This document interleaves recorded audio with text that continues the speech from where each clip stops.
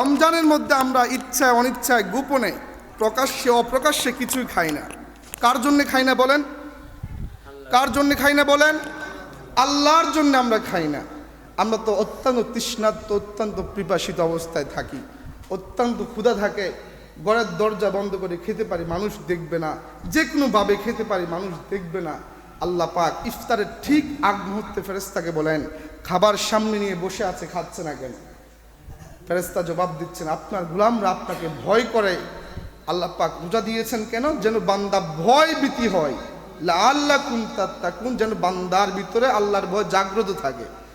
আল্লাহ পাক ফেরেশতাকে বলবেন, খাচ্ছে না কেন? বললই ফেরেশতা বলবেন, আল্লাহ আপনার গোলাম আপনাকে ভয় করে। আল্লাহ পাক বললেন, বান্দা জান্নাত জাহান্নাম দেখেছি কিনা? বলছে, না কিছুই দেখে নাই। আমাকে দেখছে কিনা? না আপনাকেও দেখে নাই। না দেখে এত ভয় করছে কেন?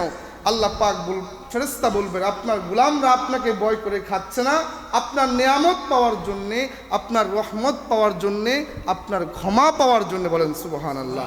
আল্লাহ পাক তখন ফেরেশতাকে সাক্ষী রেখে বলবেন, ঠিক আছে যাও, যে বান্দা না দেখে আমাকে ভয় করে, যে বান্দা জান্নাত জাহান্নাম না দেখেও ভয় করে, আমি আল্লাহ ওই বান্দার সমস্ত দোয়াগুলি কবুল করব। শুধু কবুলই করব না, একটি পর্যায়ে 30 রমজানের পর আমি আল্লাহ বান্দার তামাম গুনাহ মাফ করব।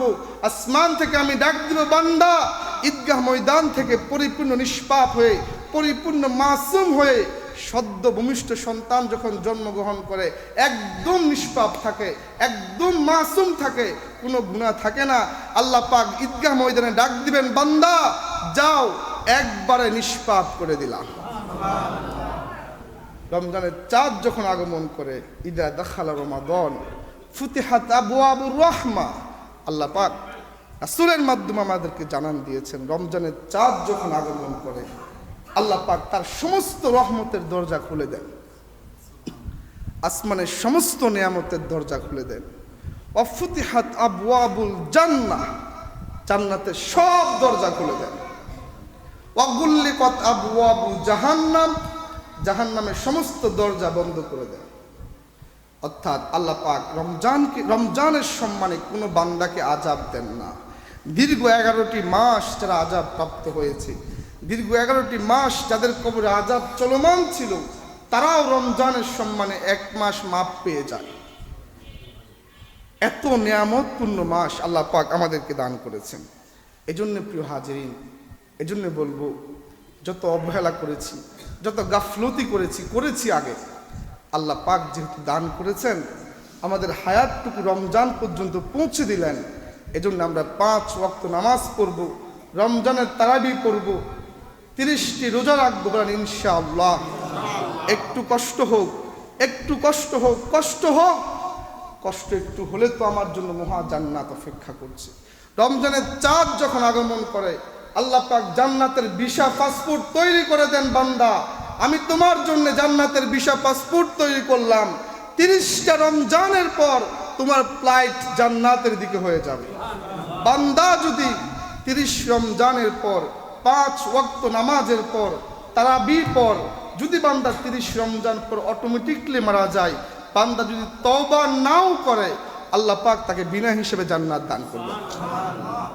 সে নিষ্পাপ হয়ে যায়, একদম নিষ্পাপ হয়ে যায়। আল্লাহ রাসূল বলেছেন, মান সামা রমাদানা ঈমানান ওয়া ইহতিসাবান কুফিরা লাহু মা তাকাদ্দামা মিন যামবি।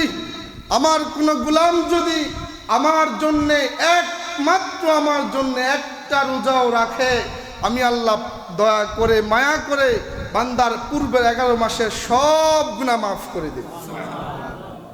কুফিরা লাহু মা তাকাদ্দামা মানে পূর্বের সব গুনাহ মাফ করে দেব এক রমজানের কারণে। এতটুকু ক্ষমতা আমার মহান রব রাখেন।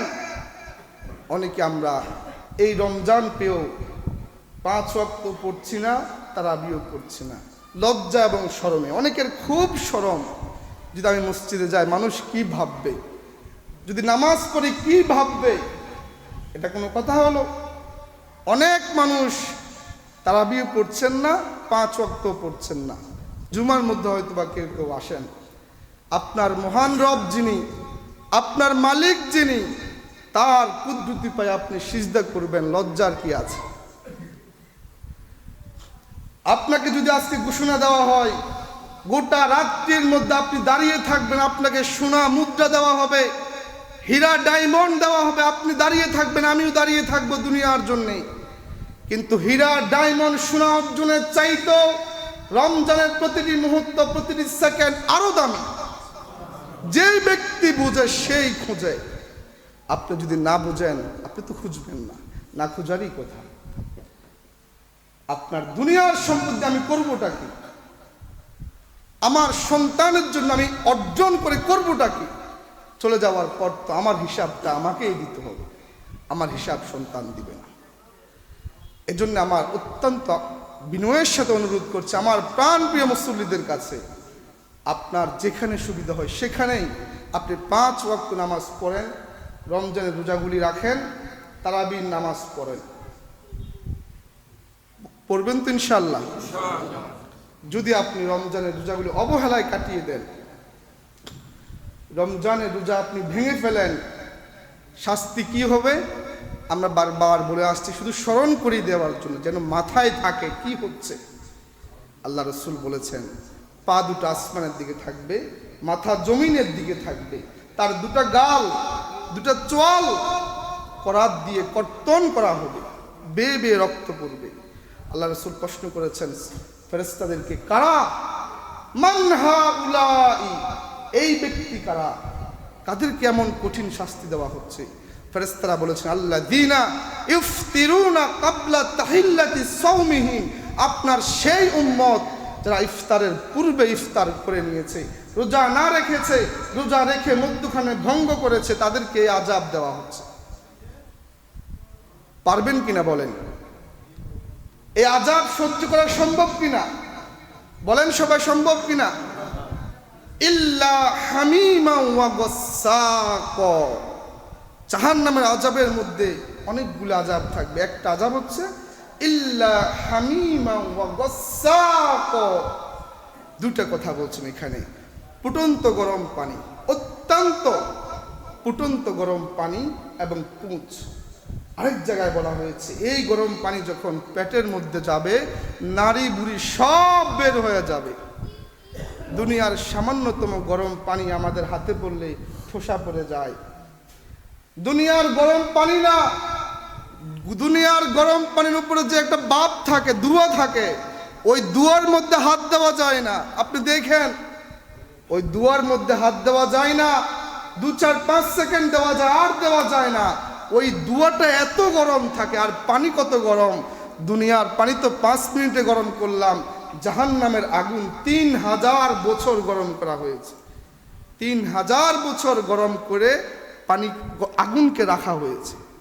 ওই আগুনের কথা আল্লাহ পাক বললেন, ইল্লা হামিমা ওয়া গাসসাক, জাহান্নামবাসীদের খাবার হবে একটা হচ্ছে ফুটন্ত গরম পানি, আর একটা হচ্ছে পুঁজ। আল্লাহ পাক আমাদেরকে রমজানকে সম্মান করার তৌফিক দান করুক, বলুন আল্লাহুম্মা আমিন। যে যেখানে আছেন, যত অবহেলা করেছেন পূর্বে, আল্লাহ পাক মাফ করে দিবেন ইনশাআল্লাহ।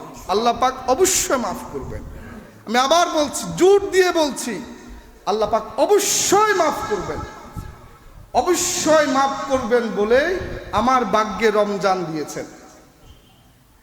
এজন্যে আপনি শুধু রমজানের রোজাগুলি রাখেন, নামাজগুলি পড়েন, তারাবি পড়েন, আল্লাহ দরবারে একটু দোয়া করেন, ইনশাআল্লাহ আল্লাহ পাক ঈদগাহ ময়দানে মাফ করে দিবেন।